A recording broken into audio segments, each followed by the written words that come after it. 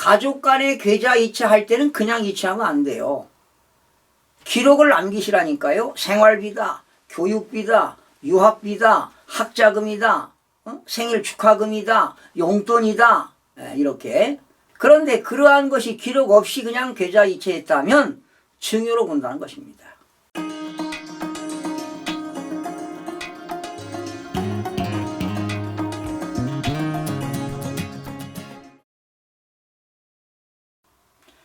시청자 여러분 안녕하십니까? 김동수입니다. 여러분, 가족 간에 계좌 이체하는 거 여러분 증여로 볼 수 있을까요? 또 가족 간에 생활비로 지급하기 위해서 통장으로 계좌 이체를 했을 때 과연 증여로 볼 것이냐 안 볼 것이냐 상당히 의문점이 많이 들어갑니다. 만약에 부모가 자녀한테 뭐 생활비라든가 교육비를 지급하기 위해서 통장으로 계좌 이체를 했다면 그건 증여로 볼 수가 없는 것이 일반적입니다. 그래서 이거를 다양하게 한번 살펴보겠습니다. 첫 번째입니다. 부모가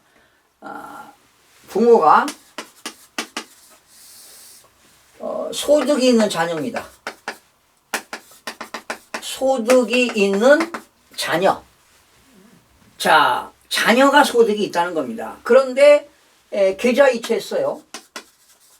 뭘로? 생활비로. 여러분, 자녀가 소득이 있는 상태에서 부모가 생활비로 계좌 이체했다. 그러니까 계좌 이체하면서 가로 열고 생활비 이렇게 했다고 가정을 해보겠습니다. 이때는요, 증여세 내야 돼요. 증여세 과세입니다. 왜? 자녀가 소득이 있기 때문입니다. 그러나 두 번째는 부모가 소득이 없는 자녀입니다. 소득이 없는 자녀에게 계좌 이체했는데 역시 생활비로 계좌 이체했어요. 계좌 이체를 했는데 역시 생활비 또 교육비. 그런데 이 자녀가 소득이 없어요. 이렇다면은 증여세를 과세하지 않습니다. 자녀가 소득이 없기 때문에.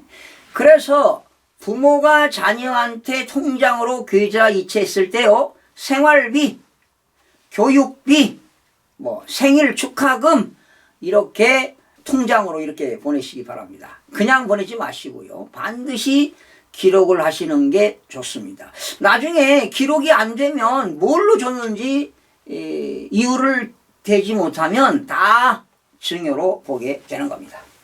자, 세 번째입니다. 세 번째는 부모가 소득이 없는, 네, 여기 보세요. 부모가 똑같아요. 소득이 없는 자녀에게 생활비를 줬습니다. 생활비를 줬어요. 그런데 이 소득이 없는 자녀가 생활비를 받아가지고 생활비에 쓰지 않고요, 예금을 했다. 알뜰하게 아껴 써가지고 적금을 들었다. 주식에를 투자했다. 그걸 또 모아가지고 부동산을 취득했다.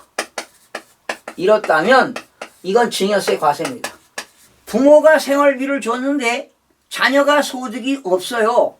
그런데 알뜰하게 예금도 하고 적금도 하고 또 주식도 투자하고 모아가지고 목돈을 마련해가지고 대출 받아서 부동산을 취득했다 라고 한다면 그거는 증여로 보는 겁니다. 그래서 소득이 없는 자녀라 하더라도 증여세를 과세한다는 것입니다.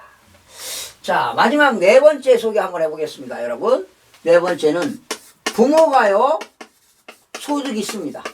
그리고 자녀는 소득이 없어요. 그러면 소득이 있는 부모가 자녀에게 교육비도 줄 수 있고 생활비도 줄 수 있고 해외로 유학을 갔다면 유학비도 줄 수가 있습니다. 그런데 부모가 주지 않고 누가 줬느냐? 조부모가 주었습니다.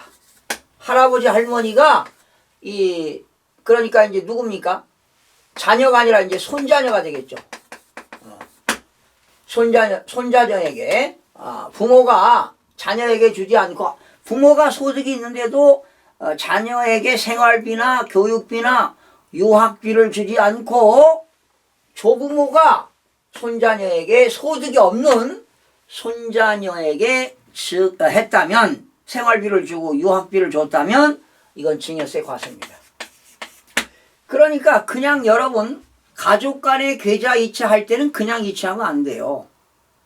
기록을 남기시라니까요. 생활비다, 교육비다, 유학비다, 학자금이다, 생일 축하금이다, 용돈이다, 이렇게 그 상세하게 기록을 해야 나중에 세무서에 입증 자료를 제출할 수가 있습니다. 그런데 그러한 것이 기록 없이 그냥 계좌 이체했다면 증여로 본다는 것입니다. 자, 그리고 비과세 증여재산 몇 가지 소개하겠습니다. 비과세 증여재산. 비과세 증여재산 여러 가지가 있습니다. 뭐가 있느냐? 사회통념상 인정되는 겁니다. 사회통념상. 사회통념상 인정되는 건 뭐가 있느냐? 이재 구호금품입니다. 이재 구호금품. 이재민을 위해서 구호금품을 지급했다. 또 가족들의 그 병원 치료비를 줬다. 병원 입원비, 치료비를 주었다. 또 피부양자 생활비를 주었다. 이렇다면은 다 통장에 계좌 이체할 때 이렇게 남기란 얘기입니다. 이런 것들은 비과세 증여재산이 되는 겁니다. 이재 구호금품, 치료비, 또 병원 입원비, 또 뭐 학자금, 또 피부양자의 생활비라든가 또 자녀 교육비, 이런 것들은 일반적으로는 비과세로 본다는 것입니다. 그러나 외외 규정이 있다는 거죠. 자녀가 부모가 생활비를 줬는데 자녀가 소득이 있다. 그렇다면 증여로 보는 겁니다. 또 부모가 자녀에게 생활비를 줬는데 그걸 가지고 예금, 생활비로 안 쓰고 예금하고 적금 들고 주식 사고 또 모아가지고 목돈 마련해가지고 부동산 취득했다. 참 좋은 일이죠. 알뜰하게 썼으니까. 그러나 소득이 없다 하더라도 자녀가 그런 용도로 생활비로 쓰지 않고 다른 용도로 주식을 투자했다. 그렇다면 증여세 과세 대상이 되는 겁니다.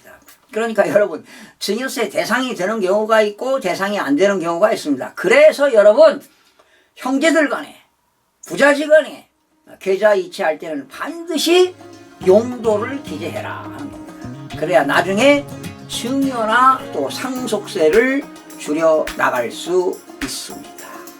시청해주신 여러분 고맙습니다.